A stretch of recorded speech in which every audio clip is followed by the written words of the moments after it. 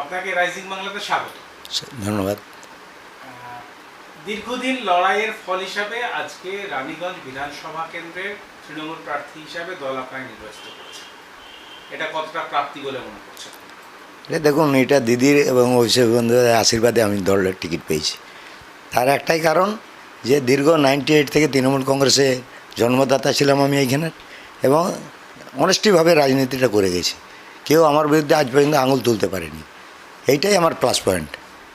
তার সেই উদাহরণস্বরূপ দিদি হয়তো এবারে আমাকে সুযোগ দিয়েছেন, এবং আমাদের যে তাপসদা বিধায়ক ছিলেন ওনাকে আসানসোল সাউথ দিয়েছেন। আসানসোল সাউথে তাপসদার একটা জনপ্রিয়তা আছে। তাপসদা দীর্ঘদিন ওইখানে বিধায়ক ছিলেন, দুবার ওইখানে বিধায়ক ছিলেন। আগেরবার তাপসদাকে আমি এইখানে অন্ডাল দেওয়ার উপর আবেদন করি, তাপসদাকে অন্ডাল আগেরবারে দিয়েছিল। এইবারে যে প্রার্থী হয়েছেন, ইতিমধ্যে মনোনয়নপত্র জমা করেছেন, মানুষের কাছে প্রচার করছেন, কেমন সাড়া পাচ্ছে মানুষের কাছে? আমি দেখুন ব্যাপক সাড়া পাচ্ছি। যেদিন আমি 17 তারিখে নাম ডিক্লেয়ার হয়, অলরেডি আমি আমার অন্ডাল ব্লকের মধ্যে 8টা জিপি পড়ে। 8টা জিপির মধ্যে আমরা 7টা জিপি কমপ্লিট করে নিয়েছিলাম। 17 তারিখ যখন ক্যান্ডিডেট ডিক্লেয়ার হয়, আমরা এখানে সম্বর্ধনা দেয় আমাকে সব, এইখানে আমাদের এরা ছেলেমেয়েরা সব কর্মীরা চলে আসে অন্ডাল মোড়ের পার্টি অফিসে। এখানে সম্বর্ধনা দেওয়ার পর আমরা 8 নম্বর পঞ্চায়েতটাও আমরা কর্মী সেবাটা করে নিলাম সেদিন। তারপরে এইখান থেকে খাসকাজড়া দ্বীপের অনেক জায়গায় সম্বর্ধনা নেওয়ার পরে আমরা রোনাইয়ে গিয়েছিলাম। রোনাইয়ের পীরবাবাজাদা মন্দিরে মসজিদে আমরা যেয়ে পরে ওইখানে মাথা ঢুকি এবং দাদির আশীর্বাদ সহ আমরা ফির এবার রানিগঞ্জ স্টেশনের সামনে আমাদের একটা দলীয় কার্যালয় আছে, সেইখানে কর্মীদের সঙ্গে আমরা মিট করি। প্রথম দিন এইটা, তারপরের থেকে আমরা মোটামুটি রানিগঞ্জ অন্ডাল প্রায় ডেলি করছি। এই যে প্রচারের সময় মানুষের কাছে যাচ্ছেন, মানুষের কাছে তাদের কাছে কি কি আবেদন রাখছেন? আমি একটাই আবেদন রাখছি যে দিদি এত উন্নয়ন করছেন, দিদির হাত শক্ত করুন আপনারা সকলে। আমরা লোকাল হিসেবে বিধায়ক হিসেবে আমরা যেটা উচিত মানুষের প্রতি অন্যায় যাতে না হয়, যদি কোনো কর্মী বা কোনো কিছু করে থাকে সেটা কিন্তু আমি অন্যায়কে প্রতিবাদ করি। অন্যায় করলে পরে তাকে কোনোদিন আমি কিন্তু রেহাই দিই না, সেই কমপ্লেনটা দিদির কাছ পর্যন্ত পৌঁছাবে। আমার এইটাই ডিসিশন পলিটিক্সের ক্ষেত্রে। আর উন্নয়নের ক্ষেত্রে যদি বলেন, উন্নয়নের ক্ষেত্রে রানিগঞ্জেও সমস্যা আছে, আমাদের এখানেও সমস্যা আছে, সেগুলো ধীরে ধীরে আস্তে আস্তে আমাদের কাটিয়ে উঠতে হবে। তার জন্য রানিগঞ্জে মেনলি যানজটের জন্য জানেন সেন্ট্রাল গভর্নমেন্ট ব্যাপক টাকা নিয়ে যায় রাজ্য থেকে, কিন্তু বহুত স্লো কাজ করছে। আর ওভারব্রিজটা করে দিলে পরে আমার মনে হয় অনেক যানজটটা কমে যাবে।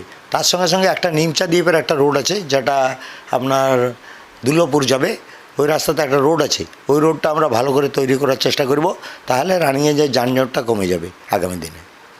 রানীগঞ্জে রাজার বাঁধ বলে একটি পুকুর রয়েছে, যেটাকে সংস্কারের দরকার, যেটা হচ্ছে আজকের দিনে যে এত সুন্দর একটা পুকুর, সে পুকুরটা দীর্ঘদিনের ঐতিহ্য থাকা সত্ত্বেও মানুষের কার্যত ব্যবহারের ক্ষেত্রে অনেক অসুবিধার সম্মুখীন হতে হচ্ছে, এই সম্পর্কে কী বলবেন? দেখুন, যে রাজার বাঁধ আছে আর এক জায়গাও আছে, আর একটা যেমন কোথায় গিয়েছিলাম যেন শিব মন্দির ছিল যেটা ইয়েতে আমাদের দিব্যেন্দু ভগতের ওয়ার্ডে পড়ে, ওই ওয়ার্ডেও গিয়েছিলাম। ওইখানে একটা ছোটঘাট সহ ওরা যেটা একটা, ওটা আমাদের দেখবেন ম্যানিফেস্টোতেও চলে আসবে। আর আমরা আরও অনেক কিছু ম্যানিফেস্টোতে আসবে, সেগুলো তখনই বলবো, এখন না বলাই ঠিক, আমার কাছে ডিটেলসটা নেই। তো রাজার বাঁধটাও যদি আপনারা বলেন, যেটা কি কোমরবাজারের রাজার বাঁধের কথা বলছেন, ওই বাঁধটা নিয়ে পরেও আমরা পরিষ্কার পরিচ্ছন্ন করে পরে একটা সংস্কার করে মানুষের উপযুক্ত যাতে হয়, ওইখানে ওয়ার্কিং থেকে শুরু করে সব কিছু করতে পারে, সেই চেষ্টা আমরা 100% করে যাব। আমার বিধায়ক ফান্ড থেকেও করব, এবং আমার এডিডে ফান্ড এবং ব্যাপক যে ফান্ড পাবে, আর আমরা রাজ্য সরকারের ফান্ডও এক্সট্রাভাবে পেয়ে পরে আমরা সেই বাঁধটাকেও আমরা একদম উপযুক্ত মানুষের উপযোগী জায়গা করব।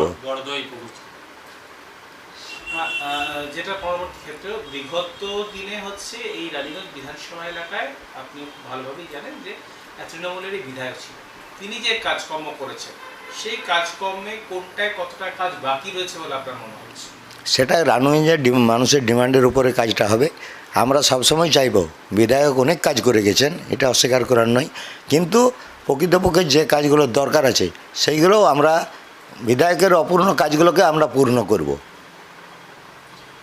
এই রানীগঞ্জ বিধানসভা ক্ষেত্রের অন্ডাল দিক একটা রয়েছে, আর একটা হচ্ছে রানীগঞ্জ শহর। রানীগঞ্জ শহরে যে বিশ্লেষণ, রাজনৈতিক বিশ্লেষণ, তাতে দেখা যায় যে রানীগঞ্জ শহর এলাকায় তৃণমূলের তুলনামূলকভাবে ভোটের যে পার্সেন্টেজ সেটা অনেকটাই কম, বরং এই অন্ডাল এলাকায় আপনি বিগত দিনে সংগঠনের জেরে আপনি অনেকটাই সেটাকে তুলে ধরেছেন বা সংগঠনটা অনেক বেশি শক্তিশালী।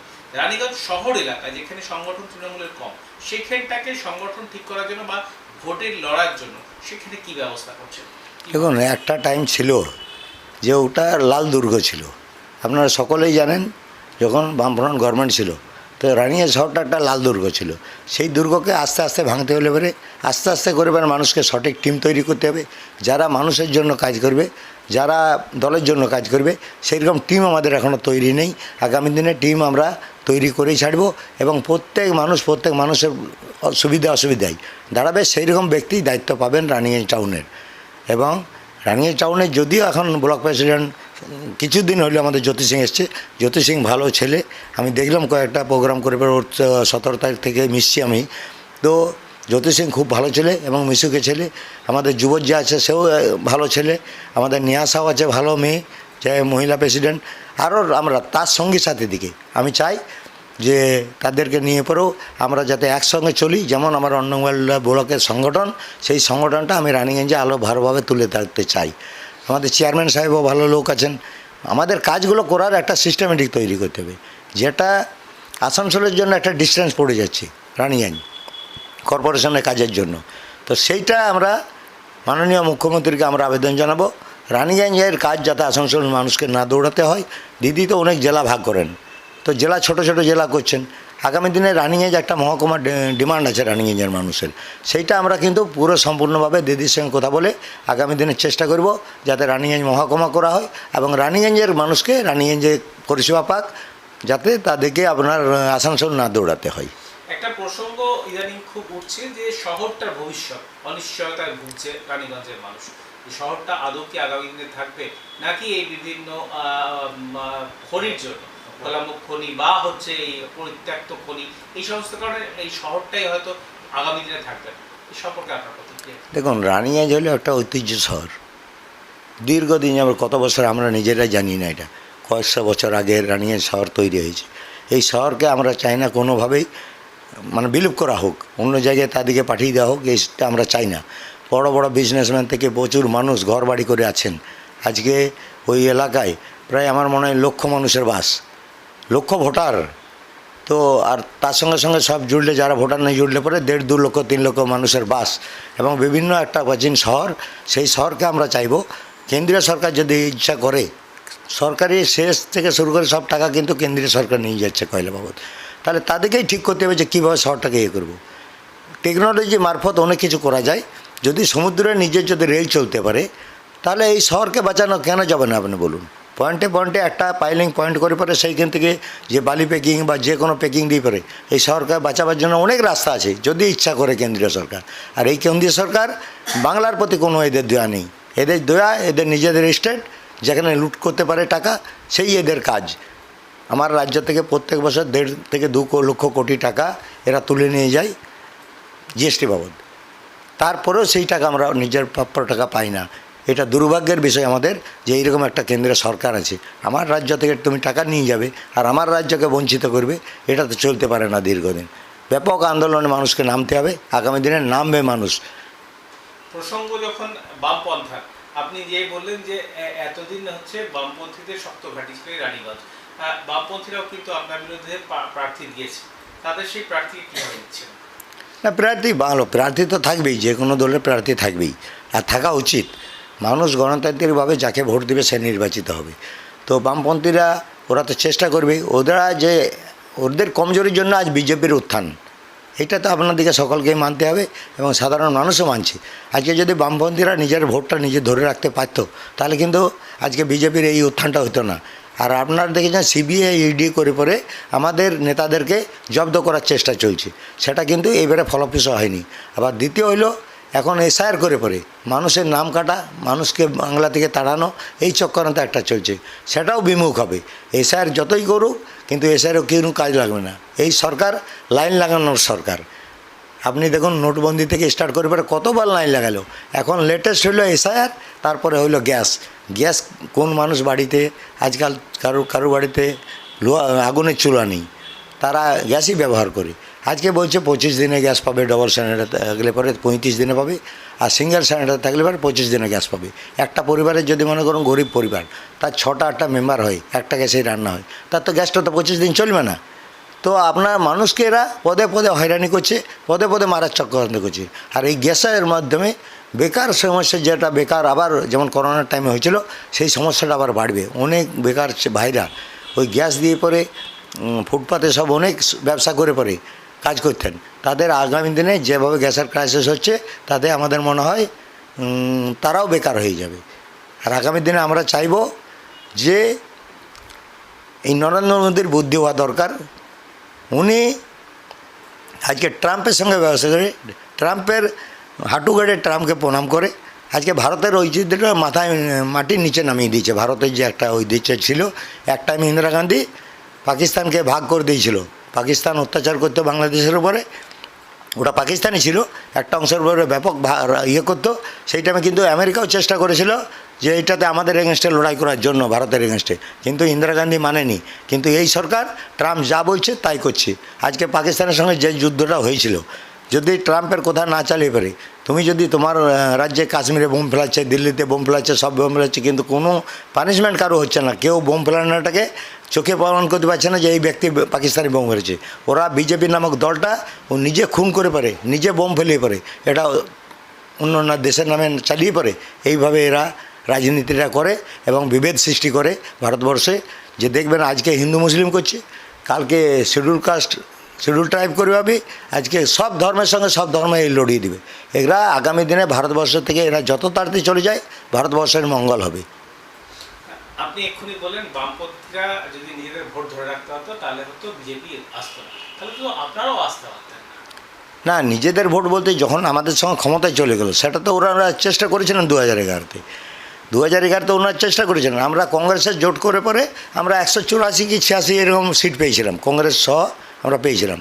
তার পরবর্তীকালে আমাদের 2016-তে দিদি একাটি নিজের দল তৃণমূল কংগ্রেসকে লড়াই করে, সেইখানে বাম কংগ্রেস জোট করেছিল, তা সত্ত্বেও ওরা কোনো এফেক্ট করতে পারেনি। দেখুন 2011 সালে আমরা 184টা 85টা সেই 86টার মধ্যে সিট পেয়েছিলাম। তারপরেও দেখুন 213টা সিট পেয়েছিলাম আমরা 2016 সালে। আবার 2016-র পর 2021 বিজেপি কী বললো, আব কি বাত 200 পার, 200 পার বাদ দেন 77-এ নেমেছিল। এইবার আমি জোর গলায় বলতে পারি এরা 50 পেরোবে না, 50-এর নিচে 27-30-এর মধ্যে এরা থাকবে। আর বামপন্থাদের অবস্থা এমন অবস্থা, আপনারা দেখবেন 5% 7% করে ভোট নিয়ে পরে এরা আবার জিরো থাকবে, কংগ্রেসে জিরো থাকবে। কোনো দল তৃণমূল কংগ্রেসের কাছে টিকবে না। একটাই কারণ, মুখ্যমন্ত্রী মমতা বন্দ্যোপাধ্যায় উনি যেভাবে কাজ করছেন, মানুষের প্রতি পরিষেবা দিচ্ছেন। প্রত্যেক দেখুন এইবারে কন্যাশ্রী মেয়েদের জন্য করেছে, প্রচুর স্কিম মহিলাদের জন্য করেছে। এবারে নতুন করে 21 to 40 যারা মাধ্যমিক পাস, তারা যুবসাথী পাবে। এটা কিন্তু বেকার ভাতা নয়, ওরা বেকার ভাতা বলে প্রচার করছিল, কিন্তু এটা বেকার ভাতা নয়, এটা কিন্তু উপকার করা হয় লোকে, ওর পকেট খরচার জন্য, বা ও কোথাও ইন্টারভিউ দিতে গেল, কোথাও কিছু করতে গেল, সেই জন্যে ওকে উপকার করা হলো। বছরে 18,000, 5 বছরে 90,000। এইটা দিদি আজকে ছাত্র যুবকে এই সাহায্যটা করছে। বিজেপিও কিন্তু এই এলাকায় প্রার্থী দিয়েছে, আপনার বিরুদ্ধে প্রার্থী হচ্ছে পার্থ ঘোষ, তিনিও প্রচারে করেছেন। আর তার যে প্রচার, সেক্ষেত্রে কি বলবেন? তার দেখুন, প্রচার তো সব যারা কন্টেস্ট করছে তারা তো সকলেই প্রচার করবে, কিন্তু একটা মানুষকে চিন্তা করতে হবে। আমি 98 সাল থেকে, 98 কেন, আমি অ্যাকচুয়ালি দল 72 সালে অন্ডাল মোড় এসেছি। আমি 72 সাল থেকে আমাদের তখন দলের কংগ্রেসের তখন করতাম, কংগ্রেসের নেতাদের পিছনে পিছনে আমি ঘুরতাম। 77 সালে প্রথম আমি ভোটার হই। ভোটার হওয়ার পর প্রথম ভোট আমি SM জালাল সাহেবকে দিয়েছিলাম, লোকসভার ভোট। তো SM জালাল সাহেব সেই দিন আমাকে ফোন করেছিলেন। আমি তো ভেবেছিলাম যে ওনার হয়তো খুব শরীর খারাপ হয়েছে, তো আমাকে ফোন করলেন। আমি আমার মেয়ের বাড়ি রানিগঞ্জে এসেছিলাম। আমি আপনার জন্য যতটা পারবো বসে বসেও আমরা চেষ্টা করব। তো এইরকমভাবে রাজনীতি করি। তারপর 77-এ আমি ভোটার হওয়ার পর রাজনীতির সঙ্গে পিছনে পিছনে ঘুরতাম। তারপর কিছুদিন ব্যবসা করলাম। আমাকে প্র্যাকটিক্যালি আমি 98-এর দায়িত্ব পাওয়ার পর, নেতৃত্ব দায়িত্ব পাওয়ার পর আমরা ফুল ফেজে নামি, এবং আগামী দিনে দলকে অন্ডালে যেরকমভাবে রেখেছি, এর থেকে বেশি ভালোই হবে, খারাপ হবে না। আমরা দেখুন বিগত নির্বাচনে 2014-তে লোকসভায় আমরা হেরেছিলাম, 2019-এর লোকসভায় রানিগঞ্জ বিধানসভায় প্রায় 32,000 কাছাকাছি ভোটে হেরেছিলাম। তার মাঝে হয়েছিল আপনার 19-এর পর 21-এর ভোট। আমাকে কিন্তু আবার দল, আমি কিন্তু আর পদ চাইনি। আমি ভেবেছিলাম আমাকে জেলা পরিষদে, তার মধ্যে আমার পেরিয়ে গেছে 2বার পঞ্চায়েত, 1বার পঞ্চায়েত সমিতি। পঞ্চায়েত সমিতি 13 থেকে 18 পর্যন্ত পঞ্চায়েত সমিতির সভাপতি ছিলাম আমি। তারপরে আবার 18-তে জেলা পরিষদের আমি কর্মাধ্যক্ষ হই জনস্বাস্থ্য হেলথ দপ্তরের, জনস্বাস্থ্য এবং স্বাস্থ্য দপ্তরের। এখনও আমি অধ্যক্ষ আছি জেলা পরিষদের। তো আমার রাজনীতির কর্মকাণ্ডটাই চলে আসছে এবং আগামী দিনে যতদিন বাঁচবো আমি তৃণমূল কংগ্রেসের সঙ্গে আছি, তৃণমূল কংগ্রেসে থাকবো, মানুষের সেবা করব, আমার এইটাই কাজ। যারা বিরোধীতে আপনার প্রার্থী হয়েছেন তাদের মধ্যে সবচেয়ে বেশি চ্যালেঞ্জিং কাকে মনে করছেন? দেখুন, আমি এখনও পর্যন্ত যা দেখছি, আমি চ্যালেঞ্জিং কে সেইটাই আমি বুঝতে পারছি না। বিজেপি প্রার্থী, উনি প্র্যাকটিস করেন হাইকোর্টে, তো উনি 8 দিন 9 দিন তো কলকাতায় থাকবেন, একদিন এখানে থাকবে। আর আমাকে কিন্তু অন্ডালের মানুষ এবং রানিগঞ্জের মানুষ আগামী দিনও পেয়ে যাবে। 24 ঘন্টার মধ্যে আমার 24 ঘন্টা ফোন খোলা থাকে। যে কোনো দায় বিপদে আমি আছি, মানুষের পরিষেবাতে আমি আছি। আমিও অনেক সমাজসেবা করেছি, এইসব আমি সমাজসেবার ব্যাপারটা আমি বলবো না, কিন্তু মানুষের সঙ্গে আমি সবসময় থাকবো, এটা আমি অবশ্যই অঙ্গীকার করতে পারি। আচ্ছা, বিজেপি প্রার্থী তিনি তো আপনার হয়েও অনেক মামলা লড়েছেন, তো সেক্ষেত্রে সেই সৌহার্দ্য, সেই বন্ধুত্বপূর্ণ আচরণটা কি আজকেও রয়েছে? না না না না, আমার এবারে কোনো মামলা লড়েনি। যদি বলে থাকে সেটাও ভুল বলেছেন। আমার কোনো এমন মামলা নেই। আমাকে পলিটিক্যাল মামলায় জড়িয়েছে, আমাকে মার্ডার কেস করিয়েছে, সিপিএম পার্টি করেছে। বিজেপি প্রার্থীর কোনো ইয়ে নেই যে আমার এবারে মামলা লড়েছে, ও তাহলে ভুল বলছে। উনি খালি বলেছেন যে আমার কলকাতা সুইচটার জন্য নাকি আমি ব্রিজটা ছোটো করে দিয়েছি। কেন্দ্রীয় সরকার যদি মুখ্যমন্ত্রী মমতা ব্যানার্জির কথা না শুনে, একটা পঞ্চায়েত সমিতির সভাপতির কি কথা শুনবে? এটা বলুন না। কেউ বলবে যে এটা পঞ্চায়েত সমিতির সভাপতি এই ব্রিজটাকে ছোট করে দিয়েছে? ওনার বলার উদ্দেশ্য, কলকাতা সুইচ বলে একটা দোকান আছে, ওটা আমার খাবারের দোকান, মমস কিচেন আছে উপরে, তো ওনার বলার উদ্দেশ্য ওই জন্য আমি ব্রিজটা ছোটো করে দিয়েছি। আমি ব্রিজ কেন ছোটো দিই? এখনও কাগজ দেখতে পাবেন যে আমার ওইখানে 2 কাঠার উপরে দোকানটা আছে। 2 কাঠাও হবে না, কিন্তু আমার ওইখানটাতে আমাদের বাবাদের 4 ভাইয়ের 20 কাঠা জমি আছে। তো 20 কাঠার মধ্যে আমি তো দোকানটা ভেঙে গেলে তো 30 লাখ টাকা অলরেডি পেয়েছি ওখানে, যতটা পরিশ্রম ভেঙেছে। পুরোটা নিয়ে এলে তো আমি 60-70 লাখ পেতাম। আমি তো নতুন করে কনস্ট্রাকশন করে নিতে পারতাম। তো এটা ওনার রুচিতে বেঁধেছে, বা ওনাকে কেউ শিখিয়েছে। ওনার অভিজ্ঞতা নেই, যে এই জিনিসটা বলার ক্ষমতা নেই। ওনাকে যেভাবে বুঝিয়েছে সেইভাবে হয়তো উনি বলেছেন। আর ওনার সঙ্গে আমার কোনো ব্যক্তিগত যোগাযোগ নেই। ওনার সঙ্গে আমি কোনো মামলাও লড়িনি, কোনো কিছু করিনি। কার করেছে জানি না। উকিলরা উকিলের মতন কাজ করে। আমার বাড়িতে উকিল ছিল, আমার বাড়িতে জজও ছিল, আমার জেঠা উকিল, আমার ভাইও উকিল, জেঠতে তো ভাইও উকিল। আমাদের পরিবারটাই, দাদু ছিলেন ডাক্তার, আমাদের পরিবারটাই এরকম পরিবার। আমরা মানুষের সঙ্গে মিশে থাকি, মানুষের সঙ্গে মিশে থাকবো, মানুষের সঙ্গে মিশে যাব, যতদিন বাঁচবো মানুষের সঙ্গেই থাকবো। আর আমার ব্যবসা করার দরকারও পড়ে না। আমার ছেলে আমার ব্যবসা সামলায়। যে ব্যবসা ছেলে করছে ও নিজের ইচ্ছে মতো করেছে, ওই সামলায়। এবং আমার যেটুকু ওই আর্নিং আসে দোকান থেকে, আমার যথেষ্ট চলে যায়। আমার কোনো পয়সাপাতির দরকার হয় না। শেষ প্রশ্ন, রানীগঞ্জ বিধানসভার মানুষের জন্য কি বার্তা থাকবে? রানীগঞ্জ বিধানসভার মানুষের জন্য একটাই বার্তা দেবো।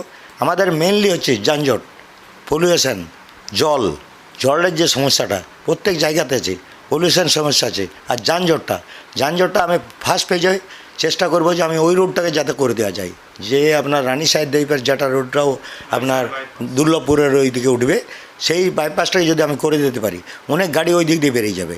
তা করতে করতে আশা করছি 2-4-6 মাসে এনএইচ এটা কমপ্লিট হয়ে যাবে। তার 2 দিক থেকে বড় গাড়ি যদি না যায়, তাহলে আমার মনে হয় অনেক সুবিধা হবে। তারপরে আমরা চেম্বার অফ কমার্সের সঙ্গে বসবো, যানজটের জন্য কী করা যায়। মাল খালিটা যদি দিনে বা দুপুরে করা যায়, সকাল সন্ধ্যাটা বাদ দিয়ে পরে, সকাল বিকালটা বাদ দিয়ে পরে, তাহলে হ্যাঁ, ব্যবসায়ীদের আগামী দিনে ব্যবসায়ীরাও গোডাউনগুলো বাইরেই করবে, বুঝলেন তো। ছোটো ছোটো গাড়ি দিয়ে ওখানে কাজ হবে। তাও আমরা চেষ্টা করবো ব্যবসায়ীদেরকে নিয়ে বসে পড়ে। আমাদের সরকারের উদ্দেশ্য উচ্ছেদ নয় কাউকে, কিন্তু আমাদের সরকারের উদ্দেশ্য যাতে যানজটটাকে সামলানো যায় আগামী দিনে।